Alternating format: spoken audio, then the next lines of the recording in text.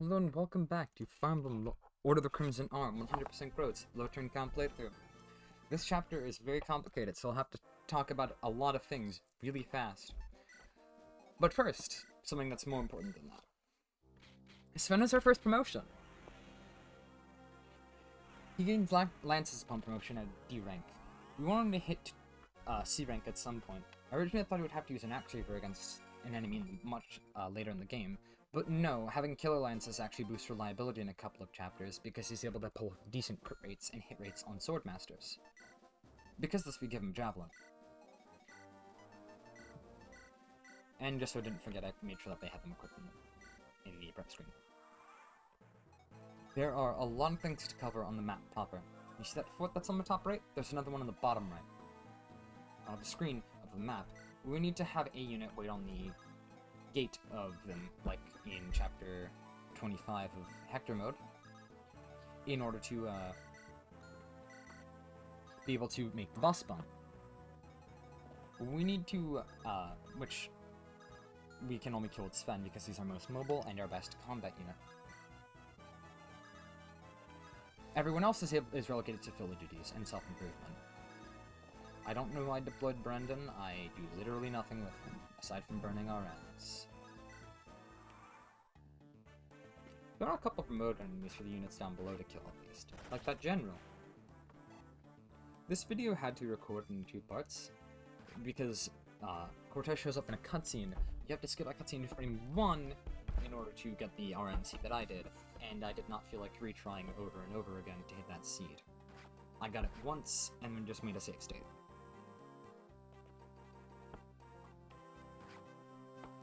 The damage display is very wrong. Lonnie would have 2-shot that mage if she hit twice, but that's fine, actually. We want her to get as many levels as she possibly can. So it's better if she whiffs things, at least right now. We brought Camille over because her combat is actually pretty good here. Not only because there's a lot of mages and archers, but also because those enemies kind of threaten Lonnie at this point, whereas Camille's resistance is pretty high.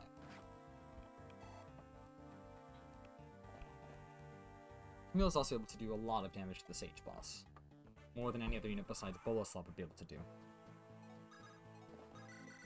Elaine is still on her healing duties. Now let's talk about Cortez. He has a hand axe, silver axe. His speed is pretty good. Sven cannot double him. I believe he's 1 speed short. So if he had 1 more level, he'd be able to double him, but he wouldn't be able to kill him because he has no ability to pull crit with the hand axe or javelin.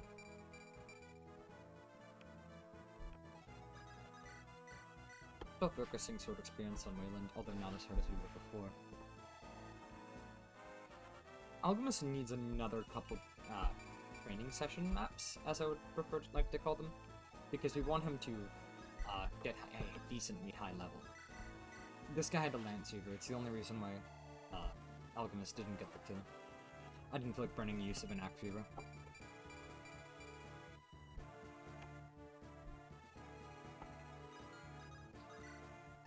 We get the kill here with Lonnie by poking the Sage. We get a Fimbulvetch Tome for it. We never end up using that. But the other thing we could have gotten was a Shine Tome, which... yeah, that's the other benefit of using Camille. And this is when I do swap movie files. Nothing changes in between these 2 files. Aside from that cutscene that you just saw being skipped. No RNs were burned, nothing.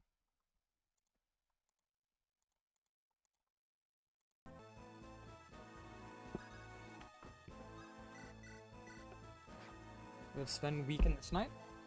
It would be better if I had Camille trade Lonnie to a Javelin. That might actually be the case. Lonnie might have been traded to a Javelin between recordings. Or attempts at recording. Celia gets a crit there. That was the main reason why we burned where we skipped the cutscene on frame 1. It's just to get Celia a little bit more experience.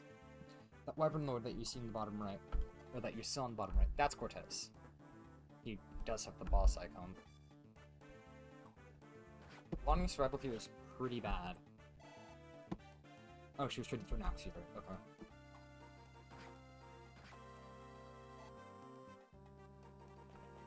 Yeah, that's the only difference, is that Lonnie was traded to an axe in between attempts. Her stumble here is pretty bad. She has to dodge a bow and a ballista. But their hit rates aren't too terribly high, so it works out.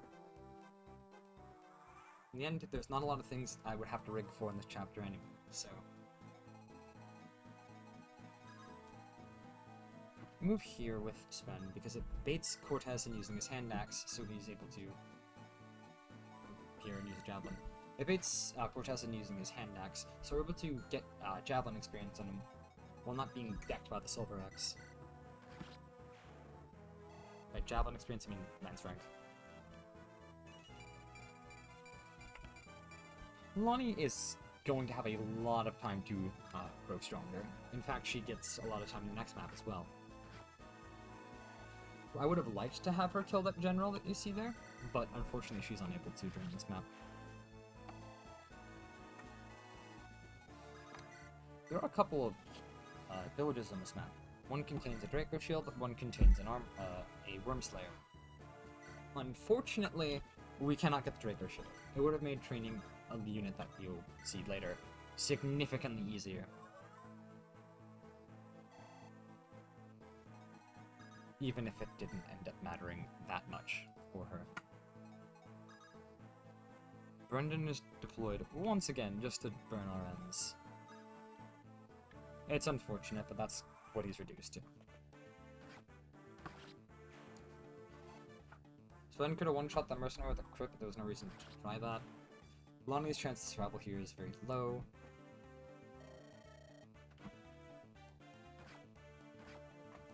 We needed some chip on Cortez, and while I could use a hand axe, lance rank getting up faster would have been better, so... That was a very poor way of saying that. Getting more lance rank in a faster amount of time is better, because it means we can focus on getting into axes first. Well, after that at least. We don't have enough room to get Alchemist to kill the promoted general, or we might just barely have enough room to do that.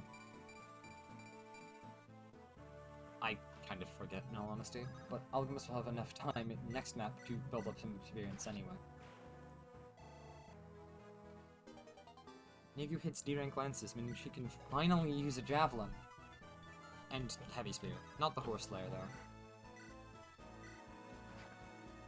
We weaken this general for Alchemist. This causes some ambush spawn wyverns to well, ambush spawn, but wyverns to spawn. Alchemist finishes off the general and gets level up. We want to at least cap his speed before promotion. He needs to cap all his stats for a specific late game boss that he is the best at fighting. Alchemist's training arc is kinda bad, in all honesty, but it does enable us to two-turn a map that we otherwise couldn't. And it's not that hard to train him. Lonnie hits B-rank lances already.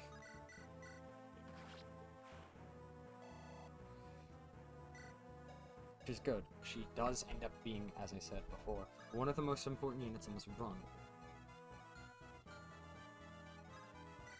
And then on turn 4, we have Sven kills King. Or a king. I don't know if it's his king. Anyway, thank you for watching.